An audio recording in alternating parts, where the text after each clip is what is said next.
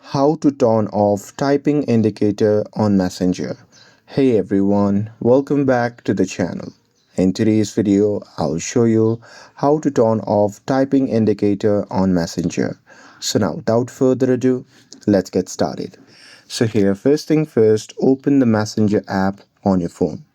And now here once you're inside the app, just select the chat where you want to turn off typing indicator to.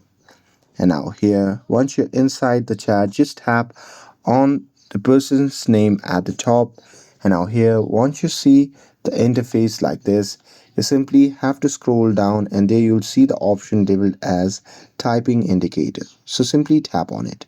And now here in this section, you simply have to toggle off this option. And once you do that, it will turn off the typing indicator on the messenger as well. And that's it. That's how you can turn off typing indicator on Messenger. With this, if you found this video helpful, then don't forget to like, share, and subscribe to get updated for more videos. Thanks for watching, and I'll see you in the next video.